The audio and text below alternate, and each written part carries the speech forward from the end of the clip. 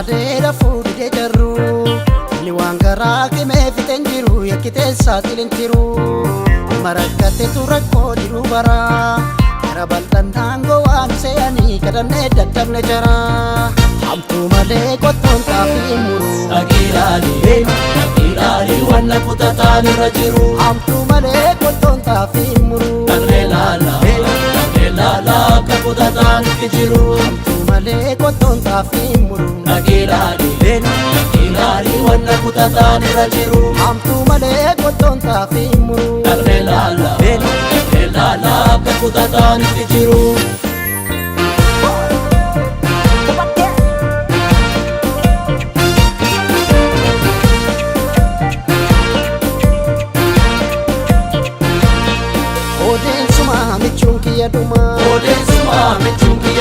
Shibala koo komodiin barreesse anumaaf situu wafee jarri nurraa deesse Odeen shimala gadeen nama ganti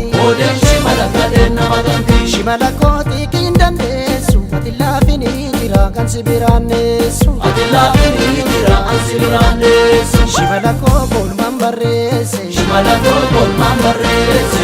kee kolmaan barreesse Ati didii waamii walkaasi gadi galtuu roorroo dandeessi yaa barruu kafanaa hin taane haana mana jarri wal filee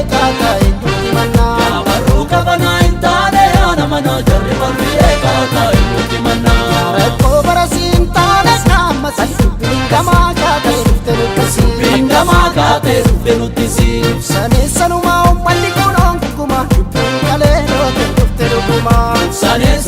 ummanni kunoon guguma dubbiin kalee dhoote dhufte dhuguma Haribin kuyyuusaa sirnuma saduu faarsa Yomchitee gadoon biqiltee akka coqorsa Kaleessa galgalaa Jaallanni guyyaa har'aa walgayii atattamaa qabna. Dhukkubni koronaa jedhamu biyya keenya keessa seenee jira. Kanaaf mallattoon tokko tokko argamee jira. Jalqaba nama Jaappaanii tokkotu biyya dhufee biyya keessa naanna'aa ture. Namni kuni namoota hedduun wal tuttuqee dhibdeen kuni namoota hedduu irratti mul'achuun isaa ragaa qabatamaan namoonni du'anillee hin jiru, namoonni qabamnillee hin jiru. Kanaafiyyuu ajandaa kanarratti har'a guyyaa har'aa kana bal'inaan mari'anna. Walduraa boodaan quba baaftanii duula koronaa irratti goonu kana irratti murtii jajjaboo dabarsina. Murtii jajjaboo dabarsinu kan ammoo qindeessinee uummanni illee akka waan kana hubatu gochuun nurra jiraata. Kanaafiyyuu ammarraa jalqabee waltajjiin banaadha, haasawaaf banaadha. Walduraa boodaan quba baaftanii dubbachuu dandeessu.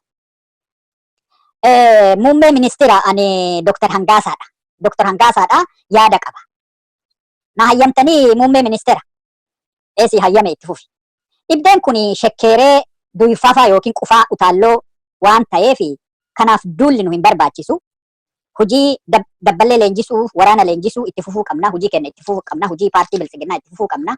Kanaaf jecha duula deemuun nurra jiraatu.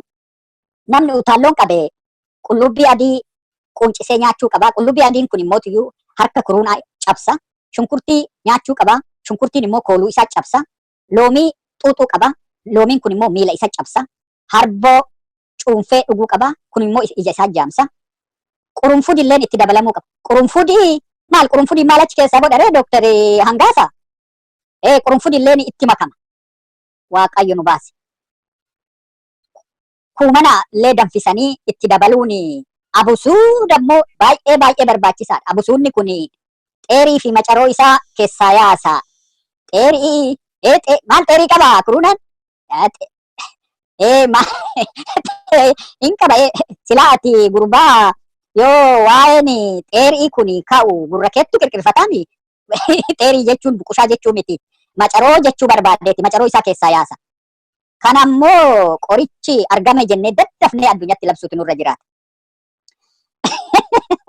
Dr. Hangaasa maaloo warri saayinsii akka jedhanitti wanni raammoon kun ijaan hin mul'atu, daandurreen ijaan hin mul'atu, vaayirasiidha. Miila cabsaa, harka cabsaa, macaree keessaa yaasaa ka jettu kana maali ati doktoraa miti haguma kana wallaalte? Lakki warri saayinsii kun hin kijiba isaaniiti. Kuruunaan luka qabaa, harka qabaa, miila qabaa, akkuma bineensa biraa deema. Yaa Rabbi Waaqayyo nu baasifanne.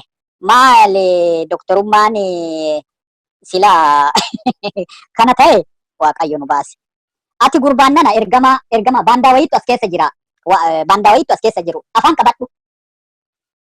Tole dhiifama. Muummee ministeera ani Taayyee Danda'aati. Na hayyamamee moo na hayyamamee jira yaada dhiyeessuun barbaada. Itti fufi. Kireensii kennamee jira. Itti fufi. Kuruunaan nu dhufuun eebba waaqaati. Carraa dahaaba hiree bilqiisa meetaaziqaaya. Waaqa haqee miniliktu nu jalaa oowwaate. Hiree kanatti gargaaramnee aangoo mootummaa biltiginnaa dheereffachuutu nurra jiraata.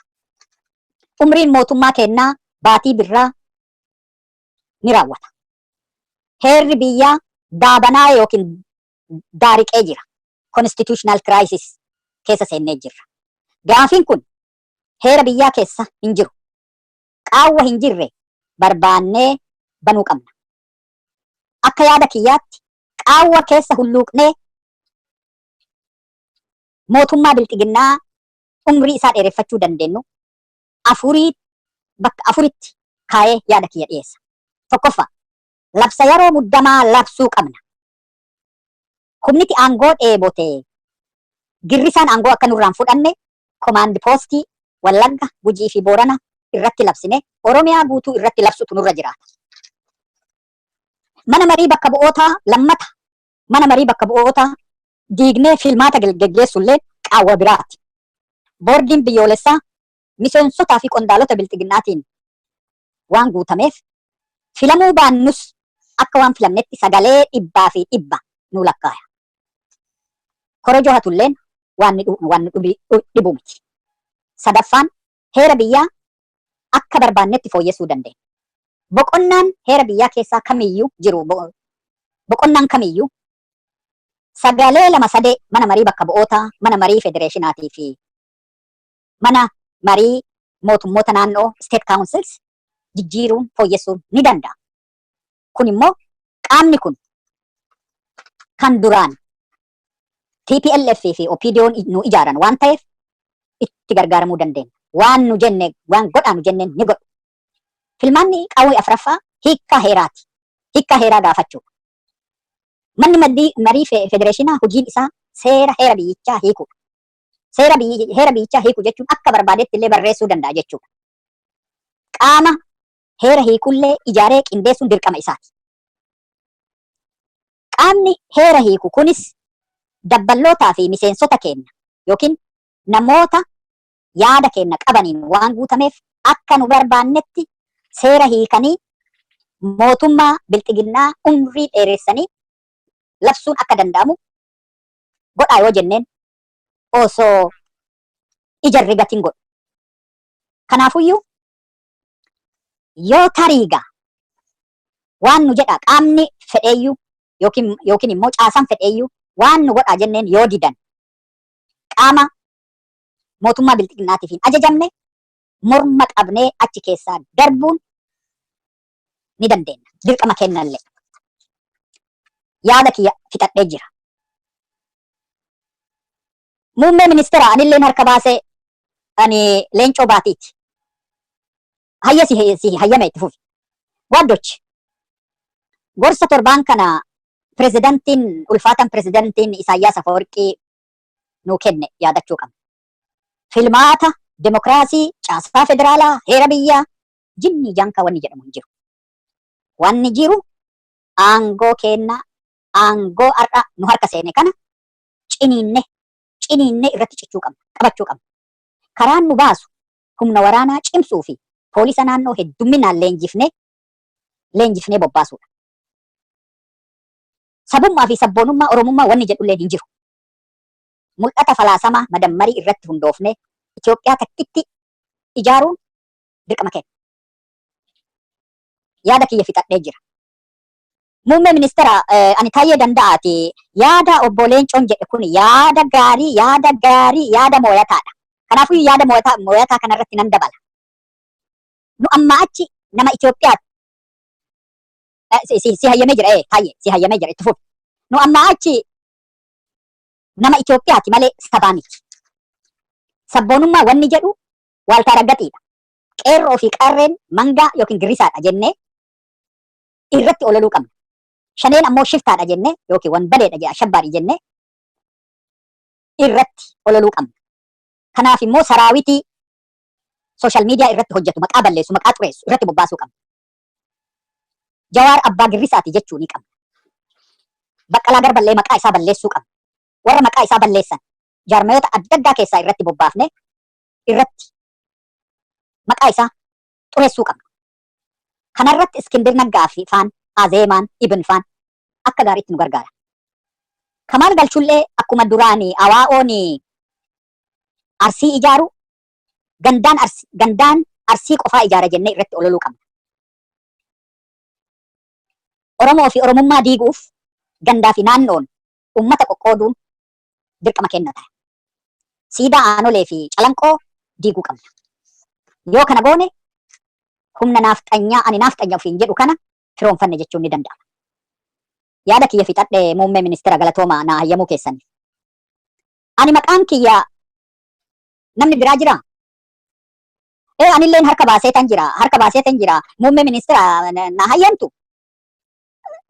Xiqqoo isii nama haaraa natti fakkaata. Maqaan kan ka'eenyu ani Gumaa Baas Abbaa Biyyaa jedhama. Gumaa Baas Abbaa Biyyaa Gumaa Baas Abbaa Biyyaa jedhama. Gumaa Baas sila warra gumaa baafna jedhu kana lakki gumaa baasu jechuun bari aadaa Oromoo keessaa aadaa buulessaa gumaa baasu jechuun nama ajjeesuu jechuu miti. Gumaa baasu jechuun bilisummaaf falmachuu, dimokiraasiif falmachuu, mirga dhala namoomaatiif falmachuu. Kana argachuun immootuyyuu warra kanaaf jedhanii wareegaman gumaa isaanii baafnee firii itti goone wareegama isaanii firii itti goone jechuu malee bari nama ajjeesuu yookiin nama balleessuu jechuu miti. Deemi asii. Maal namichi kun ergamaadha. Baandaa wayiitti nu keessa jira. Baasaas keessa. Ani lakki baandaa miti. Ani miseensa bilxiginnaa aanaa doddotaa bakka bu'ee dhufe. Aanaa doddotaa aanaa doddotaa. Aanaan doddotaa kun kan duri xinfanyaan bara Minilikii Wasanee Bashaa Raas Wasanee Bashaa itti ajjeese magaalaa sanii miti. Namichi Leenjisoo Diiggaa jedhamu odoo guyyaa san Minilikiin ka ajjeesu taate har'a seenaan Itoophiyaa seenaa biraa ta'a miti. Amma ati achii dhufte magaalaa san keessaa dhufe jetta. Naannoo san irraa dhufe jetta. Ati hulluqxee seentuu wayiiti. Shiftaa bakka buutee dhuftee ergamaa xinfanyaati. Ni baata. Bayi asii badi. Taayyee dhiisi maaloo taayyee dhiisi mee haa turu. Namoonni akka isaa kanu keessa lixanii jedhan hedduutu jiru. Suutuma suuta of keessaa qulqulleessina. Amma obsi taayyee obsi. Muummee ministeera itti fufuu na hayyamtanii? Mee itti fufi silaa waan gaarii sirraan dhageenyu.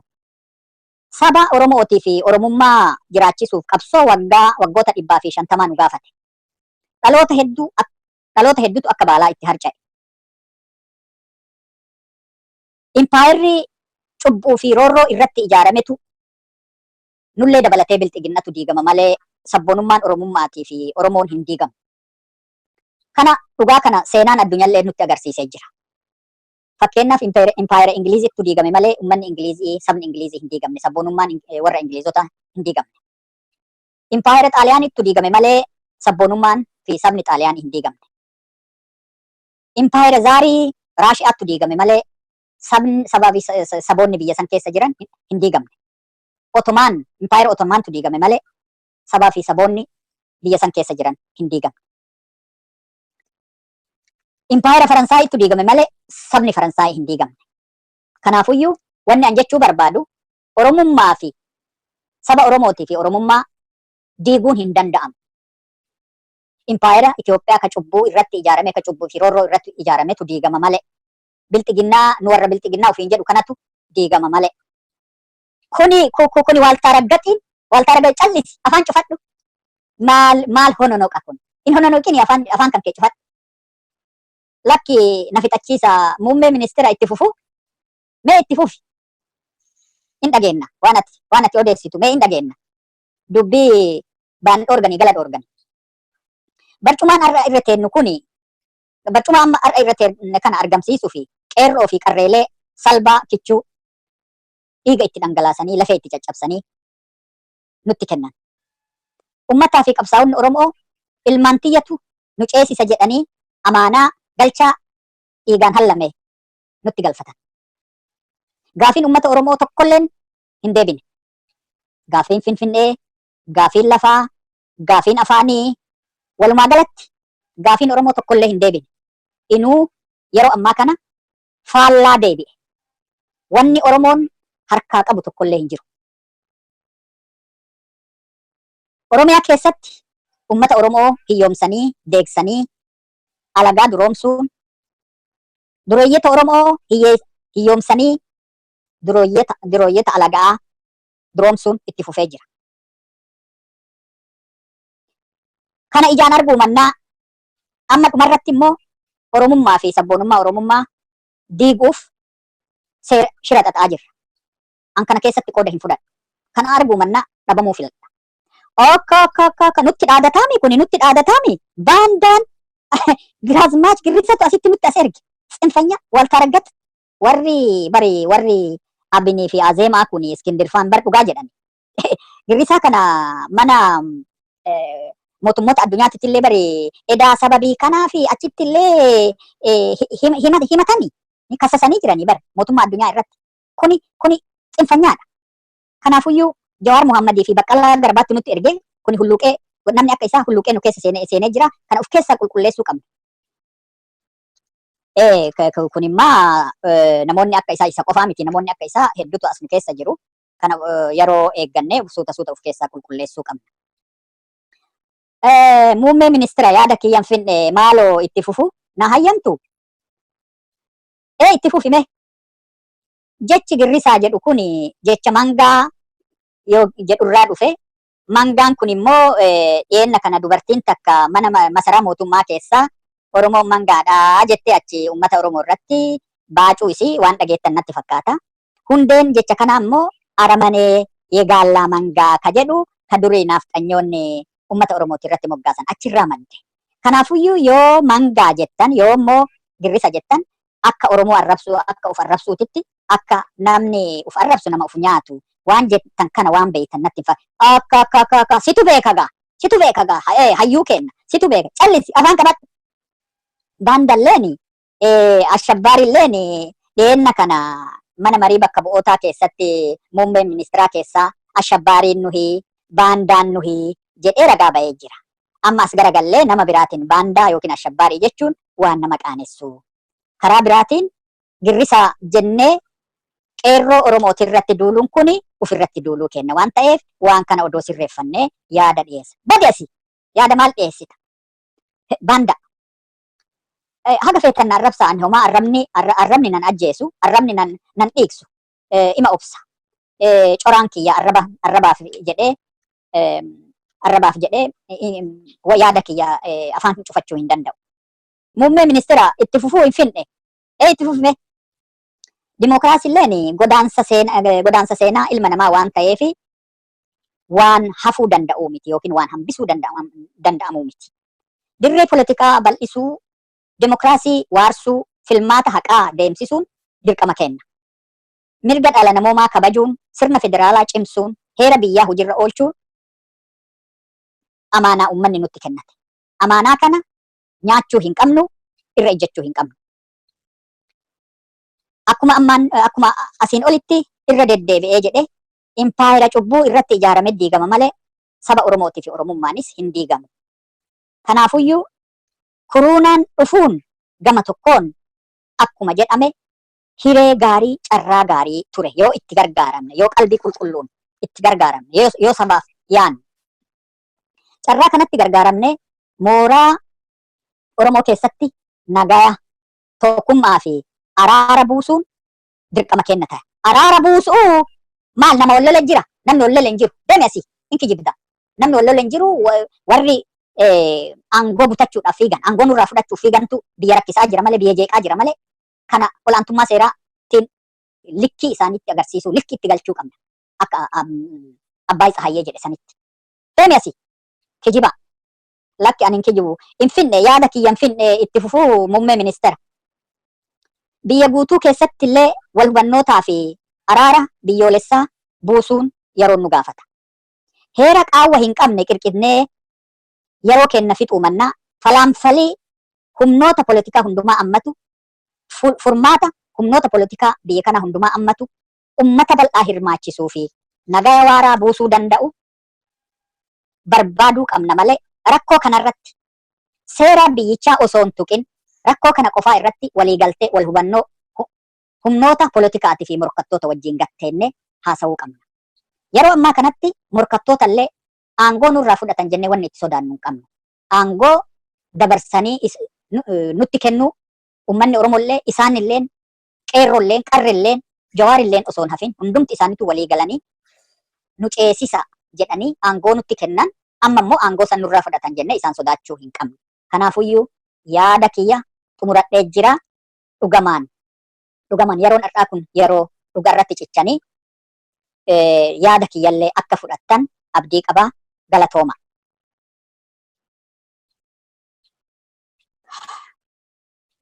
Amma walumaa galatti egaa wal duraa boodaan irratti mari'attanii jirtanii ajandaa isinii kenname tokko tokkoon karaa ilaa fi ilaamee fi dimokiraatawaa ta'een irratti mari'attanii jirtanii.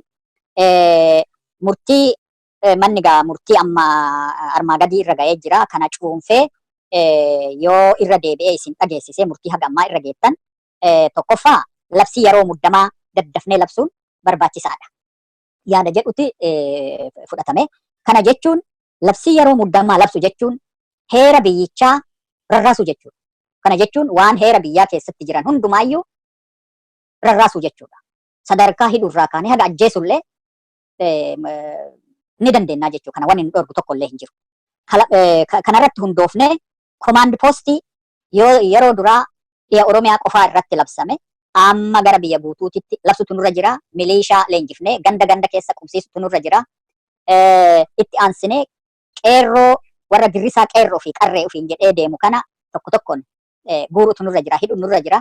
Kammoo miseensa bilxiginnaa ta'ee bilxiginnaaf hojjetu hojii wayii barbaannee itti kenninee akka adabatanii bilxiginnaaf hojjetan yookiin immoo olola akka sooshaal miidiyaa irratti warra girrisaa kanarratti olola oofan kanallee irratti hojjetu akka qabnu murtaa'e.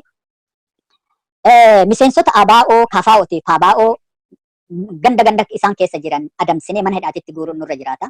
Yoo isaan mana hidhaatti guurre filmaan wanni jedhamu kun hin jiru. Kanaafuyyuu kana akkasitti irratti hojjetuu qabdani. Hiikkaa seeraa gara mana marii federeeshinaatti dabarsuutu nurra jiraata. Gaafachuun nurra jiraata. Manni marii federeeshinaa hojiin isaa seera hiikuudha yookiin heera hiikuudha. Kanaafuyyuu hojiin isaa lammataa immoo qaama heera hiiku ramadee qindeessuudha. Kuni waan nu godhaa jenneen godhuu danda'u. Kanaaf shakkii tokkollee hin qabnu. Yaanni afraffaa filmaata biyyoolessaa dabarsuudha. Boordiin filmaata biyyoolessaa namoota nurra ramannee fi achitti shuumne waan ta'aniif waan nu godhaa jenneen godhanii kanarrattis rakkoon hin jiru. Amma muummeen ministeeraa ajaja daddafee ajaja sardamaan gara boordii biyyoolessaatitti dabarsanii boordiin biyyoolessaa immoo sababii koronaatiin filmaata godhuun hin danda'amu jedhee murtii dabarsuu qaba. Filmaata dabarsuu qaba. Kanarratti illee waliigallee jirra. Kana ani akkuma asii ol deebi'een akkuma asii boru ganama ajaja nan dabarsa. Haga ammaatitti wanni duraa boodaan irratti mari'annee murtii irra geenne qabxiiwwan amma isin irra deebi'e kana jechuu. Wanni hafe jira. Ani muummee ministeera ani Adaanach mee yaada tokkoon qaba. Dhumarratti yaada tokkoon qaba. Na hayyamtu. Adaanach itti fufi. Adaanach itti fufi. Haga ammaa sagalee dubartiituun dhageenye sirraa dhageenna. Namichi maqaan kiyya gumaa baase abbaa biyyaa jedhu kuni maqaa isaatirraa kaanee yoo laallu ergamaa Jawaarii fi Baqqalaa Garbaati. Kuni shiftaa shaneeti gama biraati. Xinfanya. Ani dhaloonni kiyya biyya Arsii Arbaa Guuguu Asakoo bakka jedhamutti dhaladhe biyya san keessatti guddadhe. Inuu xinfanyaa arusii amalli isaa xinfanyaa arusiiti. Kanaafuyyuu namoonni akka isaa kun bilxiginnaa keessatti riphanii jiranii nu keessaa bahuu qabu. Maaliif of keessaa qulqulleessuutu nurra jiraata. Kana akka isin yaadachiisuu barbaade. Yaada kiyya fedhadhee jira. Galatoomi Adaanach yaada gaarii yaada mooyataa dhiyeessite. Galatoomi suuta kuni obsumaan suuta of keessa qulqulleessina. Maarreegaa walgahii har'aa asumarratti raawwannaa haga yeroo biraa walitti deebinu nagaa annaa jiraadhaa isiniin jedha.